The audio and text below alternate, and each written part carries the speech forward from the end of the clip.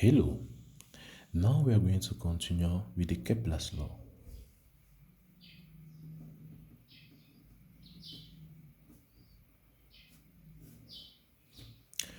Okay. Before we start with the Kepler's law, we should have a brief introduction on who is Kepler. Kepler is a scientist who mainly based his science on observations. Unlike other scientists which are based on mathematical equations and experimental analysis, Kepler's only based himself on experiments and observations.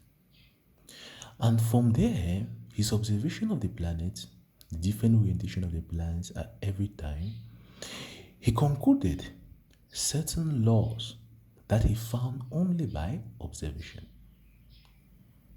He used his telescope to find the position of the moon. He used his telescope to find the position of different planets like Saturn, Jupiter, and all the likes, Mars, that we all know. And then he concluded with three laws. These laws are mainly based on observations. So we have the Kepler first law, we have the second law, and we have the third law. Now we are going to see again that this difference between Kepler's law and the Newton's law. As I initially said, Kepler's law is mainly based on observations. But as we are going to see, we are going to see that Newton came with laws which are not mainly based on observation but on mathematical equations, upon which he could prove the existence of Kepler's law. This is how good the different equations were, as we are going to see in our third part of the plan. So let's start now with the Kepler's first law.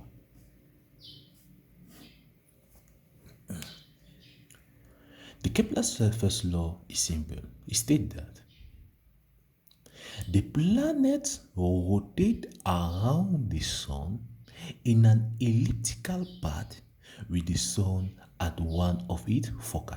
Full stop. Just one sentence. The planet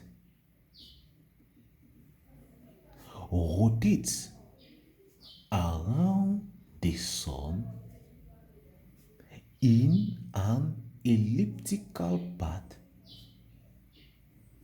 with the sun at one of its foci.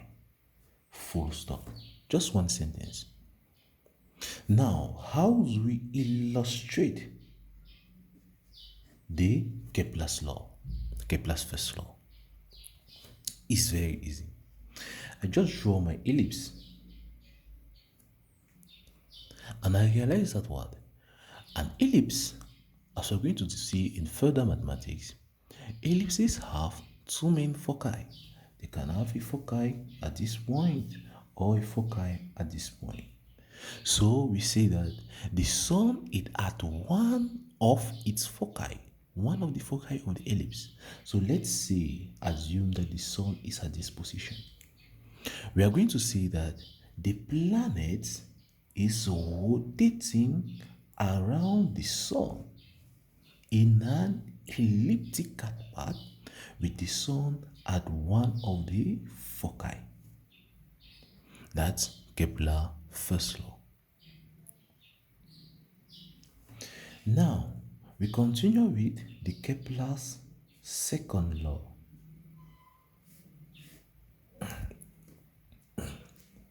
What does the Kepler's second law state?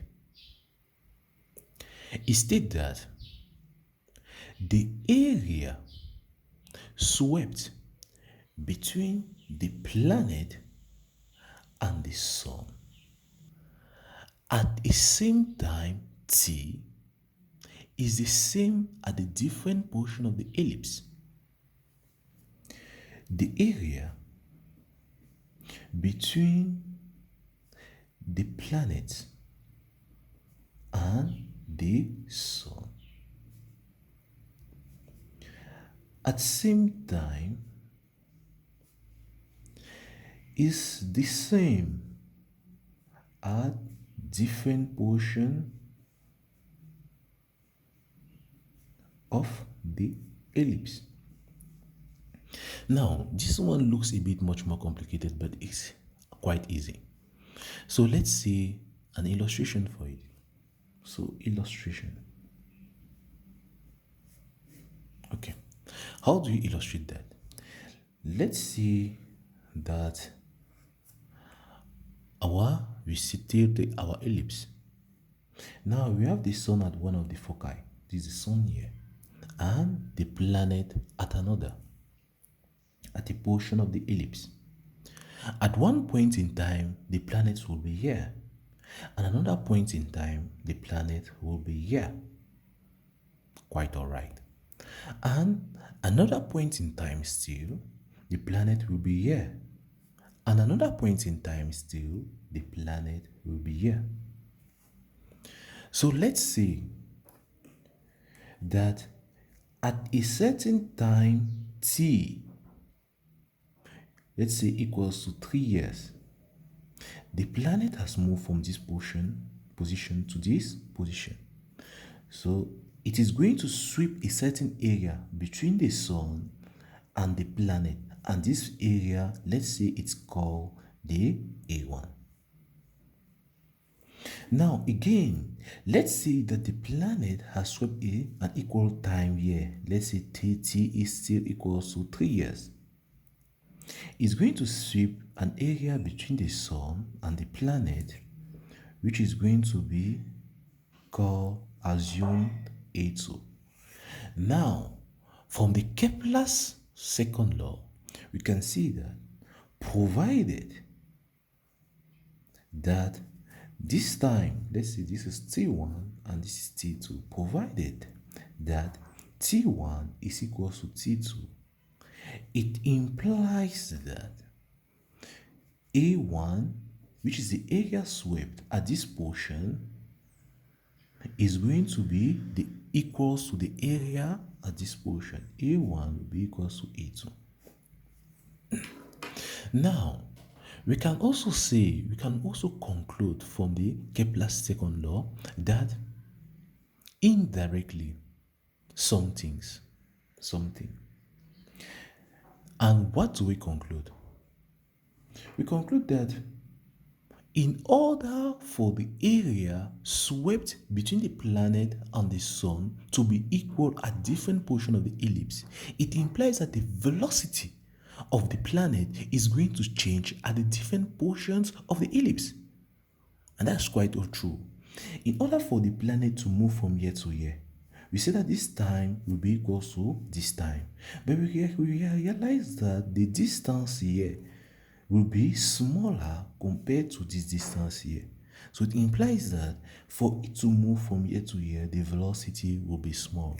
So let's call this portion A and this portion B of the ellipse. So we conclude indirectly from the Kepler's second law that at portion A, number 1, the distance moved by the planet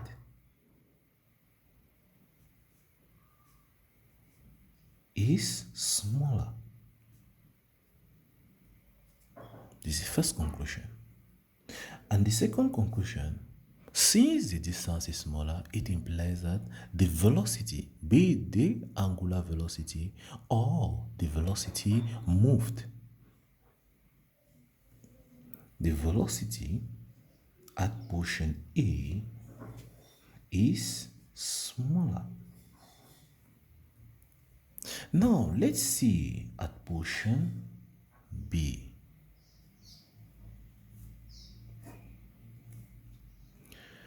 At portion B, in other hand, we see that the distance moved is larger.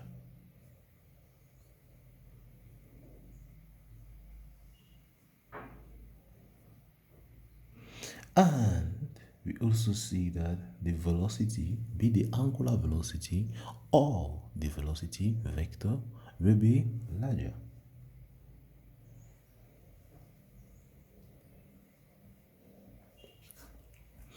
Now, when we are going to see the Newton's law of motion or of gravitation, we are going to realize that this is a small assumption that Newton made in order for him to have his law and to compare it with Kepler's.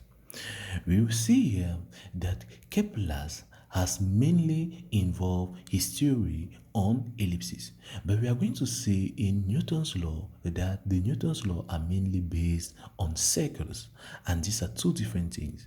We should know again from further maths that the equation of an ellipse is slightly different from the equation of a circle, but they are approximately the same. The difference between ellipse and a circle is that the ellipse have two foci, while a circle have only one, and that's the center. But this law is not going to, but this assumption is not going to keep away the main theory behind it, because they are slightly going to be or approximately going to be the same when they are going to be compared to each other. Now, let's see the Kepler's third law.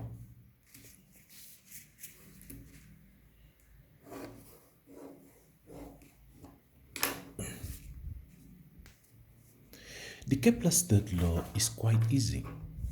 Kepler's third law.